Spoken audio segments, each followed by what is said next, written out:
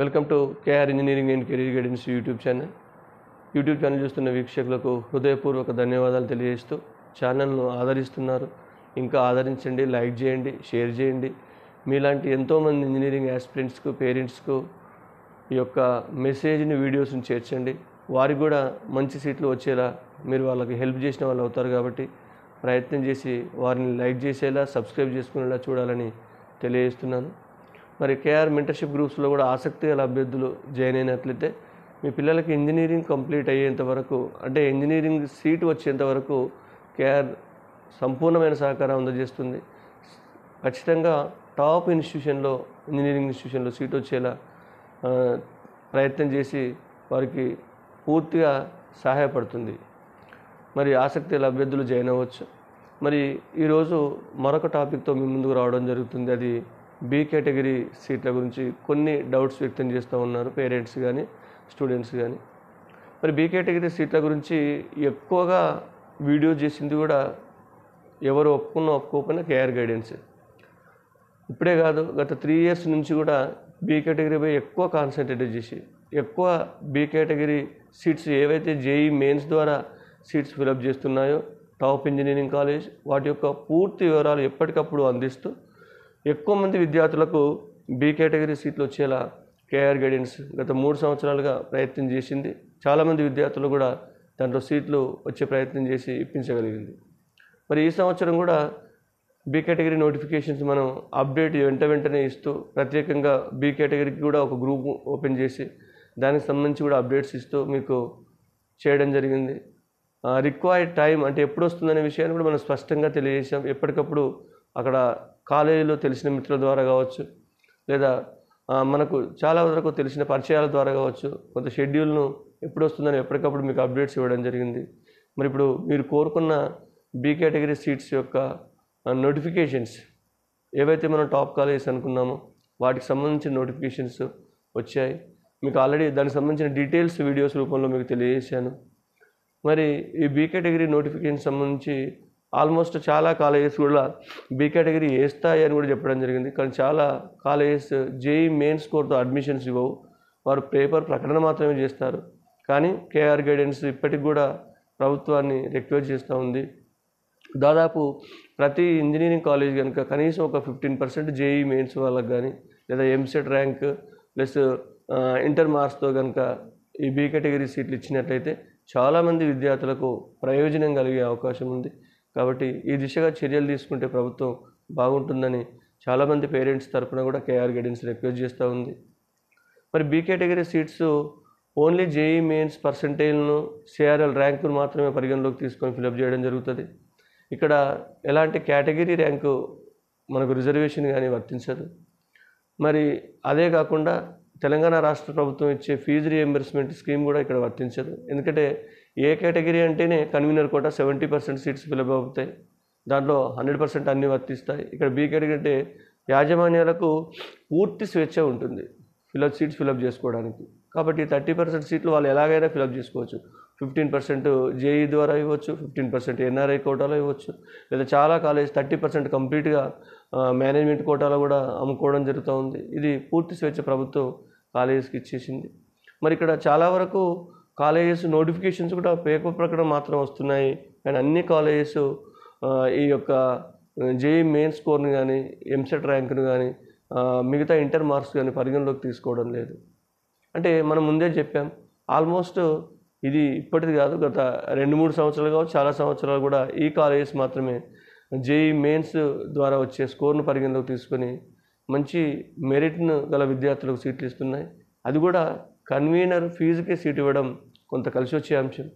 ఎందుకంటే ఇక్కడ వచ్చేసి అన్నీ కూడా టాప్ కాలేజెస్లే. మీకు తెలుసు, మనకు ప్రధానంగా జేఈ మెయిన్ స్కోర్ ద్వారా ఇచ్చే కాలేజెస్ ఏంటి అంటే VNR Vignana Jyothi number 1 college, CBIT number 1, 2 అంటే దాదాపు equal. Next number 3 Vasavi engineering college, number 4 CBIT వాళ్ళది మరొకటి ఎంజిఐటి ఇంజనీరింగ్ కాలేజ్. ఈ 4 కాలేజెస్ కోఎడ్యుకేషన్ కాలేజెస్. ఇక ఉమెన్స్ కాలేజెస్కి వస్తే GNTW Narayanamma women's college, next BREW Bhojireddy engineering college women's college. ఈ 2 ఉమెన్స్ కాలేజ్ కూడా ఈ యొక్క జేఈ మెయిన్ స్కోర్ను పరిగణలోకి తీసుకొని సీట్స్ ఇవ్వడం జరుగుతూ ఉంది. ఈ 6 కాలేజెస్ కూడా, అవి 4 ఇవి 2, 6 కాలేజెస్ కూడా మీకు క్లియర్గా నోటిఫికేషన్ వేయడం జరిగింది. చాలామంది మెంబర్స్ అప్లై చేస్తున్నారు, మన కేఆర్ గ్రూప్ మెంబర్స్. మరి దీంట్లో ఎట్లా ఉంటుంది సిచ్యువేషన్? మరి నిజంగా అందరూ అప్లై చేయవచ్చా? ఎంసెట్ ర్యాంక్ ఉన్న వాళ్ళు అప్లై చేయొచ్చా? ఇంటర్ మార్క్స్ ఉన్న వాళ్ళు అప్లై చేయొచ్చా అని అడుగుతున్నారు. దానికి కొంత క్లారిఫికేషన్ కోసం ఈ వీడియో చేయడం జరుగుతూ ఉంది. చాలామంది మాకు ఇంటర్లో మార్క్స్ ఎక్కువ ఉన్నాయి సార్, మాకు ఎంసెట్ ర్యాంక్ కూడా కొంత ఎక్కువ ఉన్నప్పటికీ మరి దీంట్లో జేఈలో ఈ బి కేటగిరీ ద్వారా సీట్లు ఇస్తారా అంటే, ఆల్మోస్ట్ ఇంటర్ మార్క్స్ కానీ ఎంసెట్ ర్యాంక్ కానీ వాళ్ళు పరిగణలోకి తీసుకుంటే వాళ్ళు ఎన్ఆర్ఐ కోటా కింద ఇస్తారు. ఆ ఎన్ఆర్ఐ కోటా కింద సీట్లు సెపరేట్గా అప్లై చేసుకోవాల్సి వస్తుంది. అంటే ఇక్కడ 2 ఉంటాయి. జేఈ మెయిన్స్ ద్వారా అప్లై చేసుకునే వాళ్ళు వేరే అప్లికేషన్ ప్రొడ్యూస్ చేయాల్సి ఉంటుంది. మళ్ళీ మాకు ఎన్ఆర్ఐ కూడా కావాలనుకున్న వాళ్ళు ఎన్ఆర్ఐ కోటా కింద కూడా అప్లై చేసుకోవాలి. మరి ఎన్ఆర్ఐ కోటా ఫీజు మాత్రం $5,000 ఉంటుంది.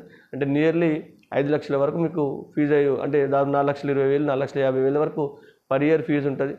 మళ్ళీ తర్వాత కాలేజ్ కొంత ఎక్స్ట్రా ఫీజు కూడా మీ దగ్గర కలెక్ట్ చేయొచ్చు, ఏది ఎన్ఆర్ఐ కోటా అయితే.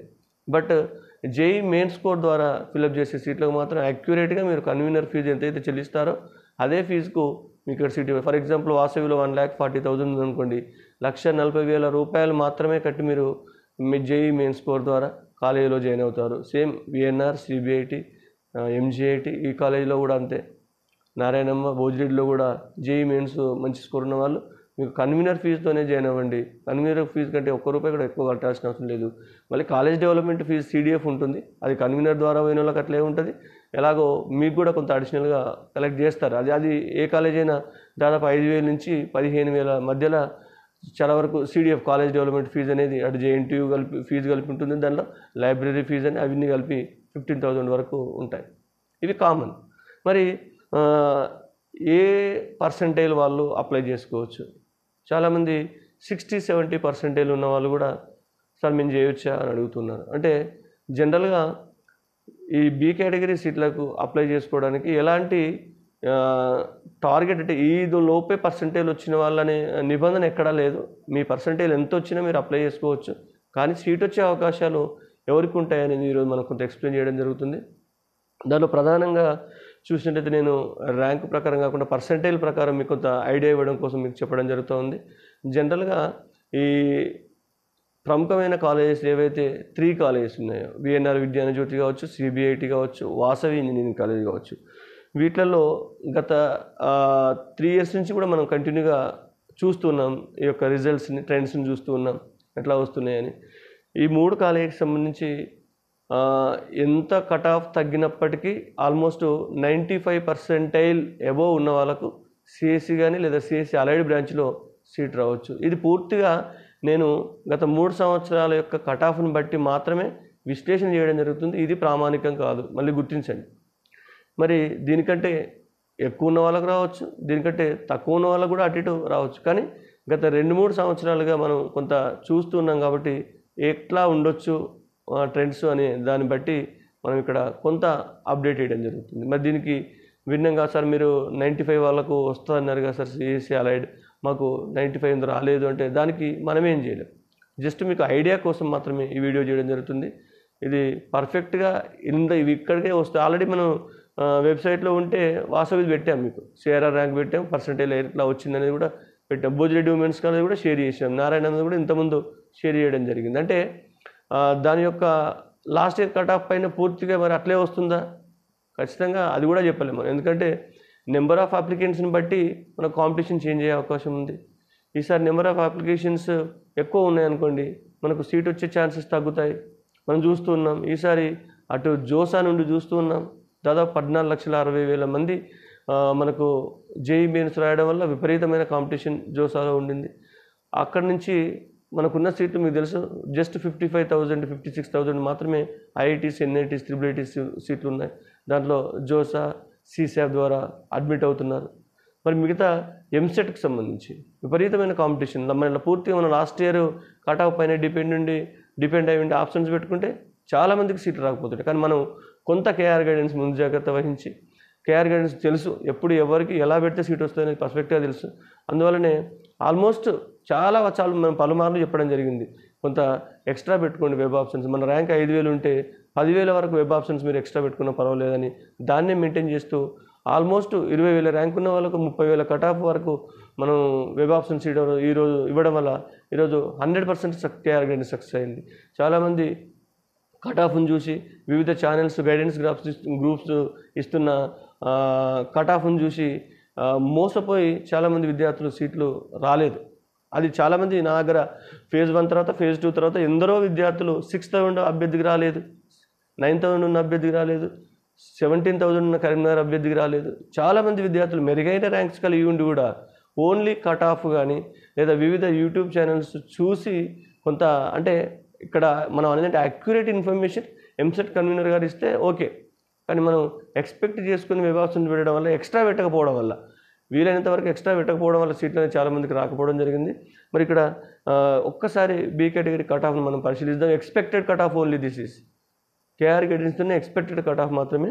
అది సిబిఐటి, విఎన్ఆర్, వాసవి 3 కాలేజీలకు 95 అబోవ్ పర్సెంటేజ్ ఉన్న వాళ్ళకు సిఎస్సి కానీ సిఎస్సి అలైడ్ బ్రాంచ్ కానీ ఈ 3 కాలేజీలో ఏదో కాలేజీలో రావచ్చు. మరి మాకు ఇన్లో వస్తుందా అందులో వస్తుందా అని మీరు స్పెషల్గా అంటే అక్కడ ఎట్లా ఉంటుందంటే ఈ 4 కాలేజెస్కి సేమ్ అప్లికెంట్స్ అప్లై చేస్తారు. ఫర్ ఎగ్జాంపుల్ వాసవిలో ఫస్ట్ ఫిలప్ చేశారనుకోండి, వాసవిలో చాలామంది వెళ్ళిపోవడం జరుగుతుంది. నెక్స్ట్ విఎన్ఆర్ పెడతారు, మరి అదే క్యాండిడేట్స్ ఇక్కడికి రారు, అక్కడ ఆల్రెడీ బ్లాక్ అయిపోతారు. నెక్స్ట్ విఎన్ఆర్కి రిమైనింగ్ వెళ్ళిపోతూ ఉంటారు. తర్వాత విఎన్ఆర్లో ఇక్కడ సిబిఐటి ఉంది, సిబిఐటి వాళ్ళు ఫిలప్ చేస్తారు. ఆ విఎన్ఆర్లో ఫిక్స్ అయిపోయిన వాళ్ళు కాకుండా నెక్స్ట్ సిబిఐటికి రిమైనింగ్ అభ్యర్థులు వెళ్తూ ఉంటారు. అంటే ఇట్లా ఈ ఆస్పిరెంట్స్ అన్ని కాలేజీలో అప్లై చేస్తారు కాబట్టి కొంత వేరియేషన్ అటు ఇటు ఉండొచ్చు ఈ 3 కాలేజ్లో. కానీ నచ్చిన వాళ్ళు ఇప్పుడు ఫర్ ఎగ్జాంపుల్ ముందు వాసవి కౌన్సిలింగ్ అయింది కానీ నాకు విఎన్ఆర్లో కావాలనుకుంటున్నా అలాంటప్పుడు వాసవికి డ్రాప్ అయ్యి మీరు విఎన్ఆర్కు వెళ్ళవచ్చు. లేదా నాకు సిబిఐటి కావాలనుకున్నప్పుడు విఎన్ఆర్ వాసవి 2 పక్కన పెట్టి సిబిఐటికే వెళ్ళవచ్చు. అంటే దీంట్లో కట్ ఆఫ్లో వేరియేషన్ ఉండే అవకాశం ఉంది. మరి దాదాపు ఈ 3 కాలేజీలు చూస్తే 95 నుంచి అబోవ్ వచ్చిన వాళ్ళకు కొంత ఎక్కువనే చెప్తుండొచ్చు మీ కట్ ఆఫ్.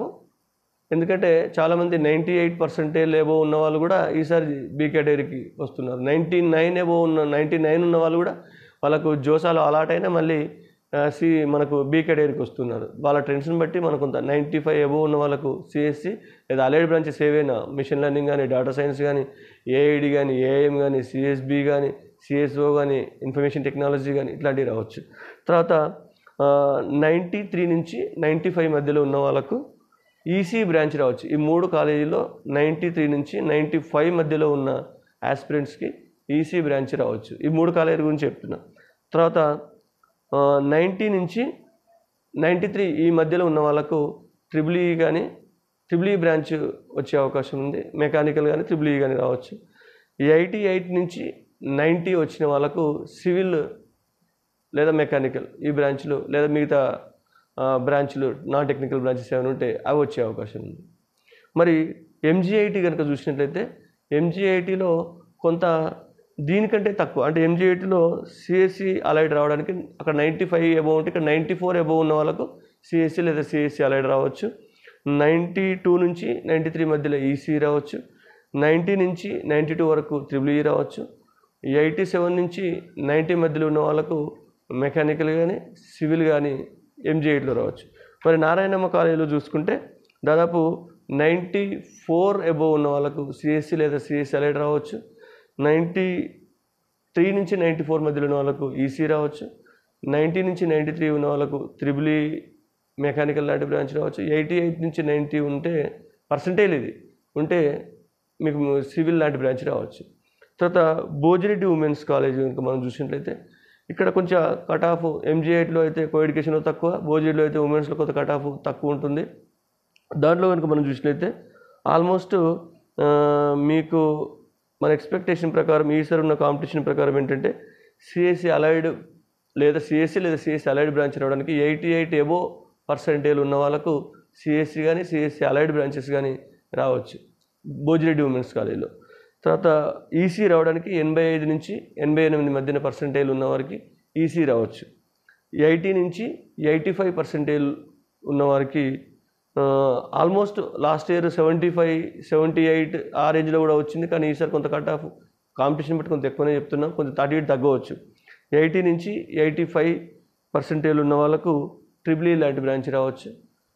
మరి 80 బిలో అంటే 75 నుంచి 80 మధ్యలో ఉంటే మెకానికల్ కానీ సివిల్ లాంటి బ్రాంచ్లు వచ్చే అవకాశం ఉంది BREW బోజిరెడ్డి ఉమెన్స్ కాలేజీలో. దీనికి పర్సంటేజ్ ఒక 2-3% ఎక్కువైనా ఉండొచ్చు, ఒక 2-3% తక్కువైనా ఉండవచ్చు. కానీ పెద్ద వేరియేషన్ ఉండే ఒక 2-3% ఉండదు. నాకు తెలిసి 1% అటు ఇటు 1 or 2% మాత్రం అటు ఇటు ఉండవచ్చు.